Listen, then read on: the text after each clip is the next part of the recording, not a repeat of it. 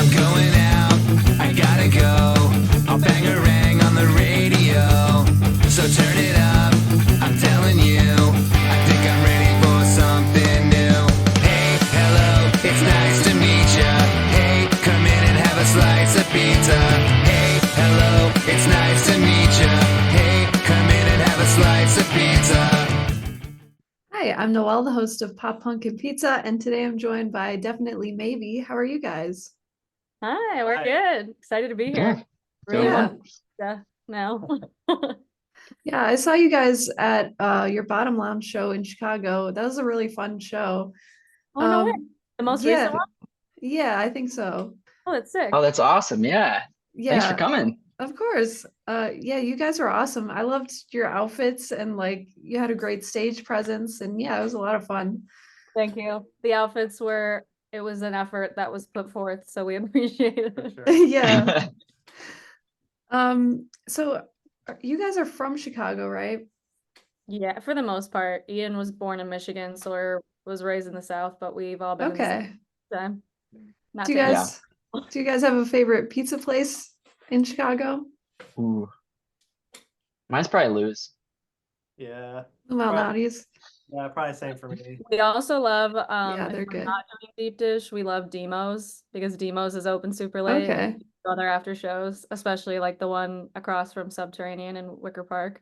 So it's kind of Okay. cool for us too. They have like wacky flavors, like I don't think I've been there before. it's so Oh, it's good. great. They've got like the craziest thing, like buffalo chicken pizza and like Crab barbecue pizza rangoon. and Yeah. yeah. Yeah. Okay. It's always a slice of mac and cheese and a slice of pepperoni for me. Yeah. Nice. So how did you guys meet? You want to take this one, Ian? Sure. Yeah. So I was sort of I kind of stumbled into their friend group when I started going to a church that Sawyer worked at actually for a while. And Okay. we all met playing music together there. That was like one of the first things Oh, that I'd ever really done with a guitar, like in front of people. So I was just kind of, yeah, I'd been learning the instrument just self-taught for a couple years, but like, I was really pushed to like outside of my comfort zone to get on yeah. stage with them. And we haven't stopped playing music since. Yeah. Awesome. Church band kids, except I played the drums back in those days, so it looked a little Oh, bit different. cool. Hmm. Nice. And at one point during your show at Bottom Lounge, you shared kind of a personal story about your sister and how you decided that you want to pursue music and be in a band. Can you talk a little bit about that? Yeah, absolutely. So my older sister Jessica, she passed in 2020. She ended her own life, died by suicide, and she was always the singer of the family. We all thought like, oh, she needs to be on American Idol. She's gonna win The Voice. She's gonna do all these things. So I was never the singer. I played the drums. I was in the back. I did that for like 10 years at church, and if you would have told me I would ever sing in a band, I would have laughed my ass off because it would have been absolutely ridiculous. I would have never done that. Was very shy, horrible stage fright. And so I never even wrote a song until after she died. And so I like to think that that is what she left with me when she left this earth. And so wrote my first song in 2021 after kind of going through the grieving process for a year and being in therapy and really doing the work, and then it just sort of happened, and like Ian said, with us playing music together, it just never stopped. Like I wrote one and we finished it, and then we just kept going. It was kind of incredible. So Yeah. yeah, definitely I do believe that she is a huge part of it, even though she's not Mhm. Yeah.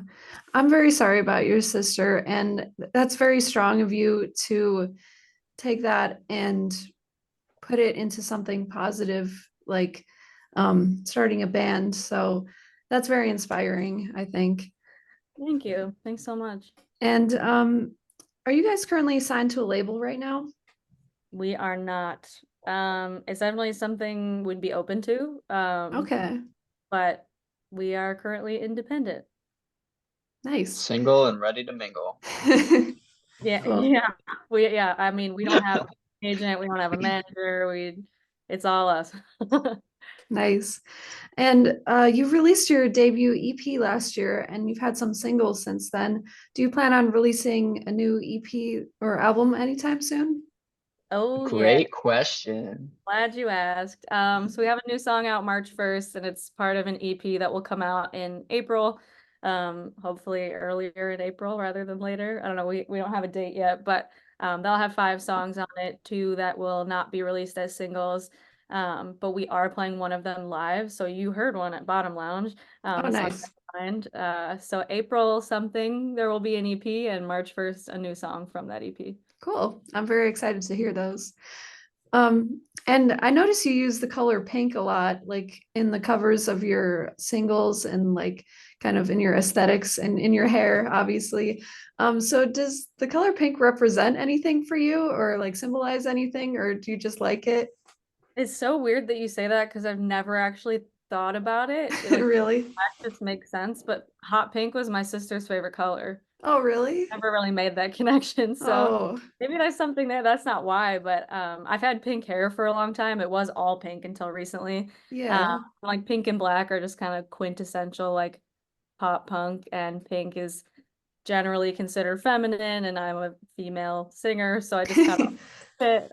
So we just liked the vibe and it matched my hair, so we thought the branding would be easy. But yeah, it's my sister's favorite color. That's cool. I never really Yeah, thought that about is really cool.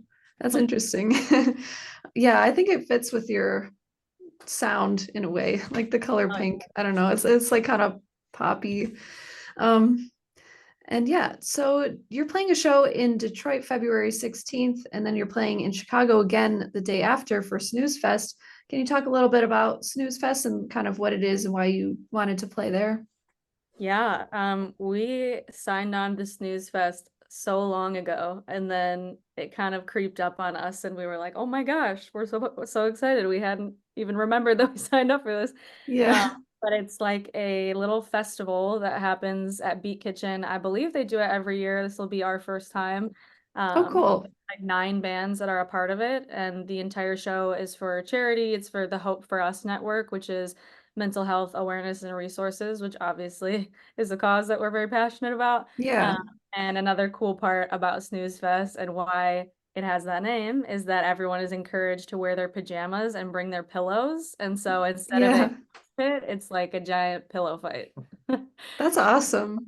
Yeah. Yeah, I just recently found out that people wear their pajamas there, but that's really cool. That's kind Mhm. of a unique little thing. Yeah. Um, Yeah, you ready for round two? Another Chicago show? Yeah. yeah, I'm ready. I would love to go. I'd have to check my schedule if I can, but yeah, it sounds like a lot of fun though. I Um, cannot wait to play a show in jammies. yeah, That's gonna be fun. sounds like a lot of fun. And there's a lot of great music venues in Chicago, but do you have a favorite one that you've played at? Ooh, like played at versus having seen a concert there, I feel like Yeah. this would be different. Um, we played at Shuba's once, and it was Okay. the best show ever. And I think that was still my favorite place to play. I don't know. What do you think, guys? I've got a top two, but I don't know which one's better. I really liked Bottom Lounge and the big stage at not Cobra, Reggie's. Yes, actually, I might Yeah. change my Reggie's is Okay. fun. Yeah. big Reggie's is a really cool venue. so sick. We live like around the corner from there too, which Oh, is really? awesome. So we just get to roll right on home, Oh, and nice. it's like straight out of Guitar Hero. So you just Yeah. feel like a rock star. Yeah. Mhm. Slope ground. The slope ground is super cool. Yeah, I so love the that. short people could still see. Yeah. Oh, yeah. I didn't even notice there was like on the floor there's a slope. Yeah, Yeah. it's Oh, so I didn't even notice that. Yeah, That's exactly. it's interesting. nice. It's kind of subtle, but it's really nice. And I Yeah. think we also just had great shows at both of those venues too. So like that Mhm. definitely is part of it. But yeah.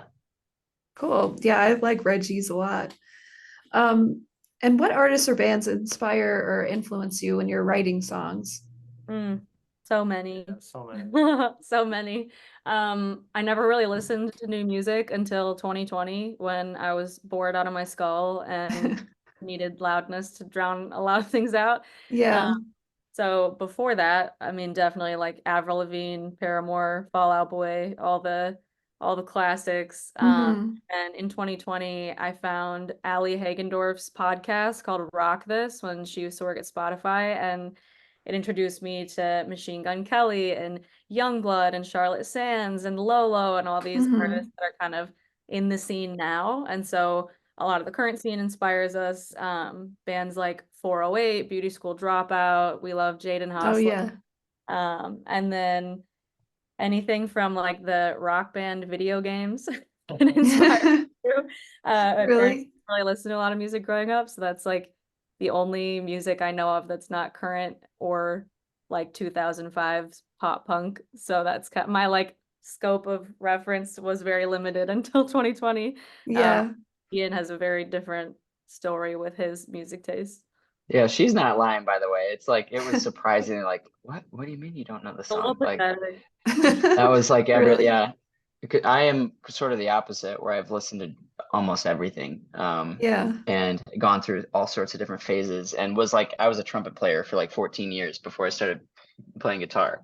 Yeah. So like my taste is all over the place, but I tend to just kind of absorb all of it. And so like what I've found from really focusing on this genre, like I didn't really spend a whole lot of time specifically listening to like pop punk stuff growing up. I didn't go through like any sort of like emo phase or anything like that. But I listened to like the popular stuff that was on the radio and and other things here and there. I guess I did go through a little bit of a Green Day phase, but Yeah. what I'm finding is that it's still there, kind of, I absorbed it then, and I Yeah. can pull from it now, but I'm really excited by all of the new stuff in the scene too, that I really wouldn't have had, like started listening to at all had we not wanted to go in that direction for the band. And like so like Court's been, we have like one of those shared Spotify playlists, where Oh you can like yeah. invite the other user. And so Mhm. that honestly, like for a long time, was where I got all my new music, was just like, well, what's Courtney Oh listening cool. to? Yeah. So a lot of it is either like the classic, like quintessential stuff we all grew up on, or like very modern for me. But Mhm. like, yeah, I'm sure that I pull from other things too. Like my main like guitar hero is John Mayer, Okay. of all things. And so like I wouldn't have been ready at all to even join like on stage at church, let alone like Yeah. start writing music with him. Had I not found his music, it kind of made me obsessed with guitar, Okay. but it's been really fun to explore like this stuff lately. It's been and Yeah. like sort of find my voice in it. It's been really Mhm. fun. I thought you Yeah. were gonna make it through your whole spiel without saying his name. I was about to bring it up and you said it. I was like, John Mayer. you That's built Yeah. up funny. to it this time. That was good. Yeah. I could go on, but No, that's okay. I swear who I don't inspired. need to. Everyone, I'm a big pop boy for sure. Sawyer loves his At top the pop. beginning of our era of the band, Kelsey Carter and Maggie Lindemann definitely inspired a lot. At Okay. the beginning of our the beginning of the band, Yeah. Mhm. people were important for us, and Leah Kate actually too. Mm-hmm. Nice. Charlotte Sands. Yeah. Yeah. And you covered Girlfriend by Avril Lavigne at this show I saw you at, which is so much fun. I love that song. Are there any other songs you'd really like to cover in the future? So many. Oh my God, I'm always talking about this because I feel like the cover song is such an important part of the set and can get so overlooked by, I guess I'm just speaking for, hey, don't give me that look. By the band. So I like obsessed over what cover for what show and like who's the audience gonna be and what are they gonna Yeah. know. It changes, but I really want to do a pop punk cover of Domino by Jessie J. That's like my Okay. sensation. I think that would be cool. Same. I listened to So What by Pink on the walk home Mhm. today, so I'd love to do something by Pink, whether it's Yeah, So What or Raise Your Glass or Sober. that'd be And good. I would love, once I feel like I've earned it, which is probably never, but I think it'd be sick for us to cover You Ought to Know by Alanis Morissette. That's like a dream of mine. Yeah, that would be an interesting cover. I would want to hear that. Definitely. What, you want to know? Yeah, Why is it I interesting? don't know, because I don't know. It's just an interesting song. It's a great song. What's your face? Mine is just like you can't really ask me because none of mine get picked because my music taste is Oh. way too broad. Hey, that's not true. But no, I'm really excited by some of the ones that we've already chosen. But yeah, I don't know. I love kind of rewriting things and yeah, I don't know. Maybe one of mine would be like Ocean Avenue by Yellow Card. That'd Okay. be a ton of fun to I do. love that song. That'd be good. Yeah. Something like, so I think a cover song needs to be something the audience knows. And so that's kind of like my rule, which usually counts some of Ian's out because I'm like, no one knows that song. Well, So it's not that no one, but it's people at our shows wouldn't. yeah. Like, yeah. Yeah. If I could pick one just because I want to play it and sing it, and like I know that not a lot of people at our shows would know it. I think Ian and I have wanted to cover Tell Me About Tomorrow by Jaden Hostler for so long. Mhm. If you haven't heard that song, it's just beautiful. It's like mainly acoustic until the end, and then it builds really big, and Mhm. it's just such a beautiful, beautiful song. So I feel like that would be a dream as well. If I were ever in a space where it would allow for me to cover that and people to enjoy it, I'm Cool. ready. Nice. I'll have to listen to that song because I haven't yet. The whole album It's is really good. so good. It's so Yeah. his new he just dropped a new song, Ian. You should listen to it. It's very sad, but it is very Ooh. beautiful. Yeah. I caught some of his set at Riot Fest. Not this year, but the year before that. And he was good. So I'll have to check it out. Yeah. And is there a specific message that you hope people get from listening to your music, or like, do you hope they get something out of it? That's a good question, and I kind of would love for the guys to answer after I answer, but I think the biggest thing for me when I would listen to music growing up is that like would find these artists that somehow could put a song to like how I felt inside, or maybe put words to things that I couldn't, and Mhm. it helps. Ian always says this, but like it helps untangle something in your brain, and like it helps you figure something out about yourself. And so if our music could do that for people, I think that would be sick. And also just encouraging people to be open and vulnerable, because firsthand know the consequences of keeping secrets or not telling people how you really feel, or waiting too long to ask that question or what have you. And so just that Mhm. people can listen and know that other people have the same thoughts that they do, and that it's okay to speak those things out loud, and they shouldn't suffer in silence. And so I just want to be a Mhm. source of people not feeling alone, and maybe being able to learn something that helps Yeah, them keep moving forward. that's a good message. Yeah, I definitely like songs better if they have like some sort of relatable thing in the lyrics. So yeah. And what What about about you? you guys? Yeah, I think for me, like, I just want people to like kind of escape reality and kind of like be in their own world. So kind of just like I just want them to enjoy the music. Yeah. That's kind of like what music is for me. Like I don't really listen to the words too much, but I kind of just escape reality a little bit. Yeah, Mhm. that people could be present while Yeah. listening to it. That's Yeah. cool.